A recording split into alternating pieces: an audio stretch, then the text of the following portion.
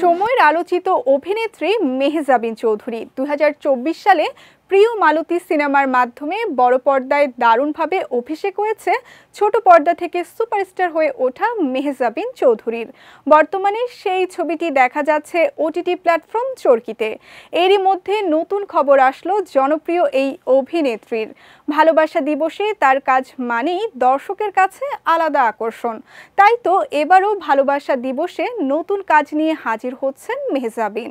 সম্প্রতি শুরু হয়েছে নীল সুখ শিরোনামের নতুন প্রজেক্টটির প্রচারণা। সোশ্যাল মিডিয়ায় অর্পা ও মারুফ আসছে তাদের ভালোবাসার গল্প নিয়ে, এমন ট্যাগলাইনে চলছে প্রচারণা।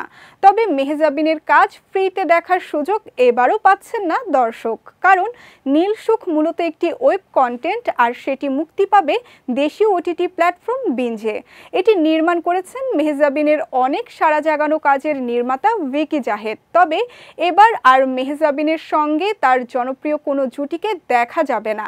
নীল সুখে মেহজাবিনের বিপরীতে অভিনয় করেছেন মডেলিং থেকে জনপ্রিয়তা পাওয়া ফররুখ আহমেদ রেহান। ভিকি জাহেদের হাত ধরেই অভিনয়ে প্রথম নজর কাড়েন রেহান। তবে মজার বিষয় হলো, আরারাত নামের সেই ওয়েব কন্টেন্টেও রেহানের সহকর্মী ছিলেন মেহজাবিন চৌধুরী, যদিও সেখানে রেহানের উপস্থিতি ছিল স্বল্প। তাই বলা যায় এবারই প্রথম দেখা যাবে মেহজাবিন রেহান জুটিকে। এরই মধ্যে প্রকাশ পেয়েছে নীল সুখের পোস্টার। প্রকাশিত পোস্টারে দেখা যায় বরের সাজে শুয়ে আছেন রেহান, ঠোঁটে তার জ্বলন্ত সিগারেট, আর রেহানের বুকে সি গ্রিন শাড়ি পরা রহস্যময়ী মেহজাবিনের হাতে ধরা নীল ফুল। এমন পোস্টার দেখেই ওয়েব কন্টেন্টের অপেক্ষায় আছেন দর্শকরা।